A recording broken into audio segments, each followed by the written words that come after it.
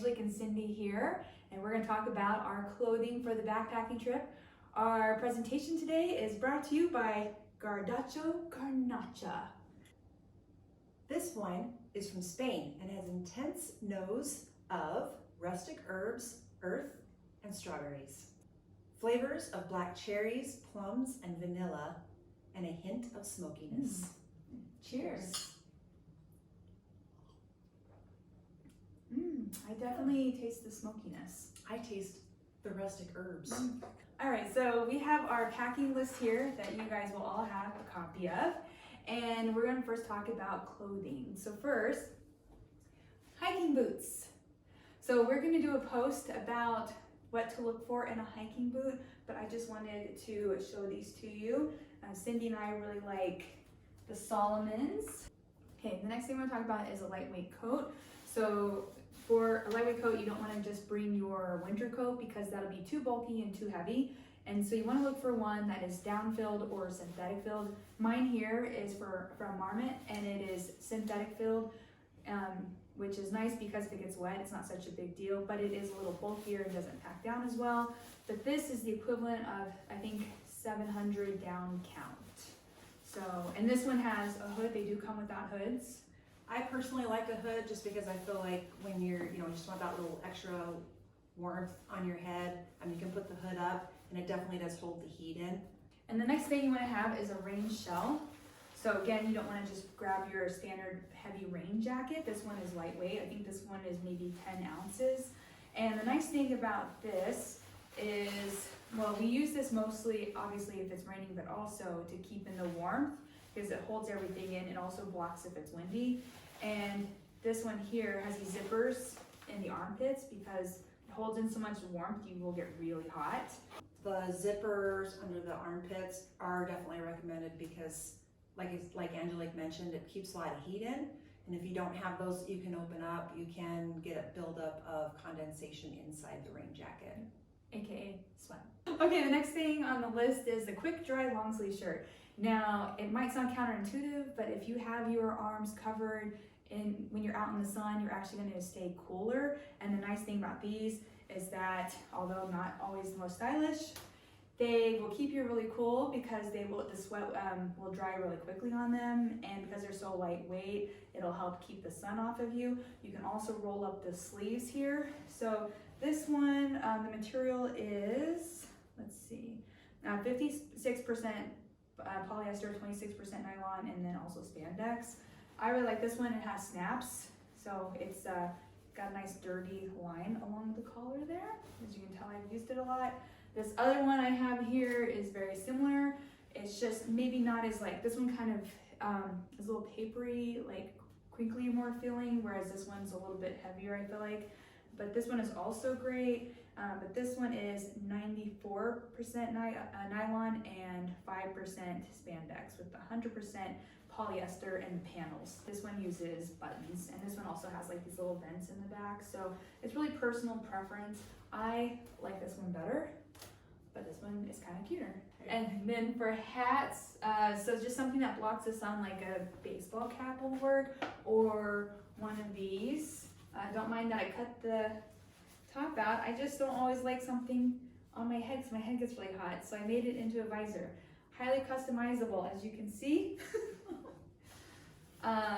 But yeah, it just depends. And you can also find those hats that have a flap in the back that you can fold up, which will also cover your neck. Yeah, just your goal here is to keep the sun off you, keep yourself cool. So the next thing on here is a tank top. I didn't include a tank top, but really just any kind of tank top as a base layer would be great. Same with obviously a sports bra, but you want something that's gonna be more sweat wicking. Also didn't include really quickly the quick dry underwear while we're talking about sports bras, but really the thing you want to avoid is that cotton, which is going to just keep in a lot of moisture and be really gross when you're out backpacking.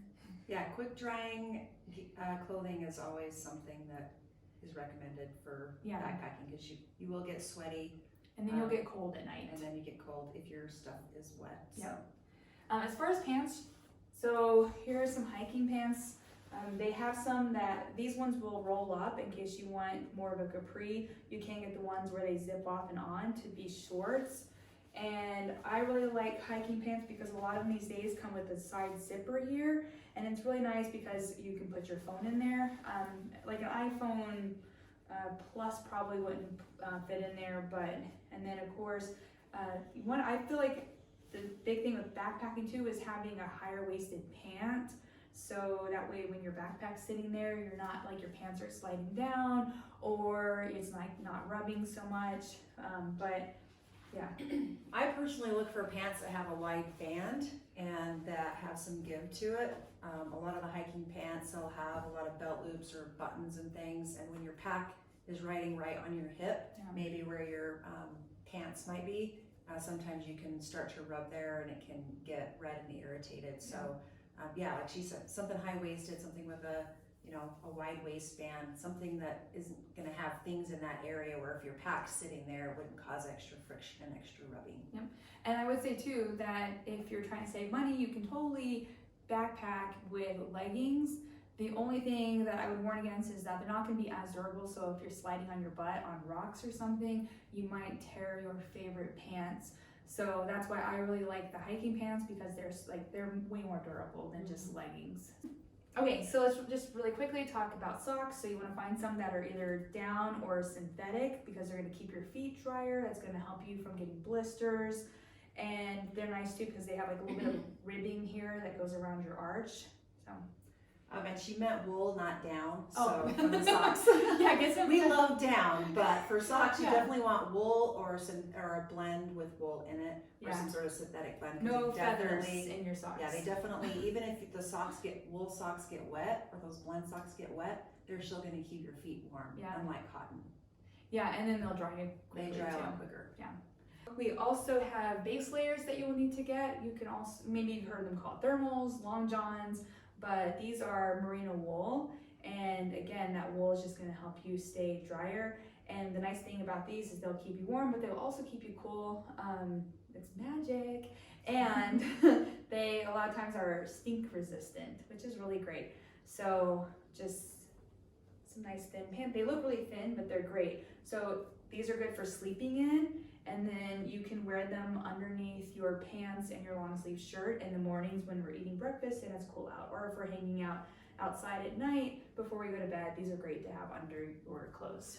And gloves, there's a couple of different options. So you can see that both mine and Cindy's are pretty thin. They're not really big, bulky gloves. These are waterproof and breathable. And of course, there's just like the 5 separate fingers.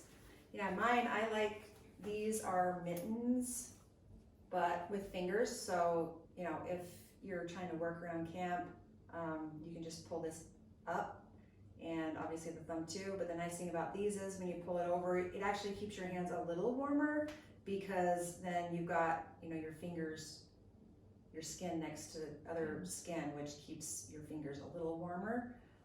Kind of the same concept of, when you got 2 bodies touching, then you tend to keep each other warmer. So that's what I like about these. But yeah, when you're trying to cook and do things around the camp, those then are nice. these are nice because then you still have mobility. But you do have to be careful. A lot of these gloves, they don't have, they have a snap for the thumb, but they don't for the top part. And which is why I have a burn mark in one of mine, because it flipped over while I was working on the stove and burned a little hole in it. But I had some tenacious tape, which we will talk about probably when we talk about gear, that I used to repair it. So that's awesome. And of course, just a lightweight beanie to have at night and then early morning as well, so that your head stays warm. Okay, and then the last 2 things we're gonna talk about. So we have these camp shoes, aka sleeping bags for your feet. These are bath vents, and if you're getting these, you want to look for the base camp variety, because the sole of them are a lot heavier and are sturdier. And then I like these because they have this little pull string here and here, so it holds in the warmth. And a lot of times I'll wear these even without any socks in them and still be warm.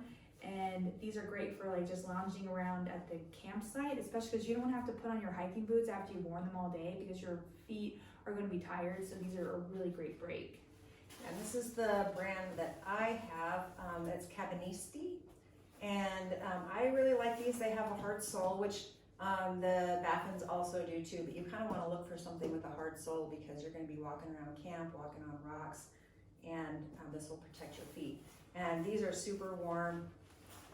Got some good stuffing in there, down stuffing, and then you can also fold them down. And they're like fleece lined, it Yeah, looks like too. they're fleece lined.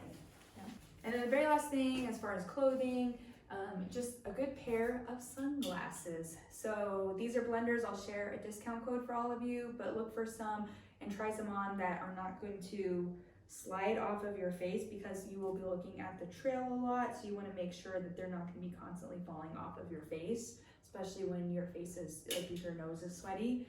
And these are really nice because the lenses are polarized, which helps protect your eyes more. So just look for a good pair of lightweight sunglasses. And also with the slipping, you do want to still make sure that they're not too tight on your head. Yeah, not giving you a headache. Yeah, I've had some that gave me a headache after wearing for an hour or two, so definitely don't want that either. And so really this is outside, like I said, I don't have like my sports bra and underwear out. Typically for that I bring 2 pairs of underwear because I do like, if it's like a 2-nighter, and then I'll have maybe 1 sports bra that I just wear the whole weekend. And I don't have a tank top here, but this is everything that you would really need for clothing. And you just, I only have 1 of these shirts, and you would just re-wear stuff. And it sounds really gross, but it's not.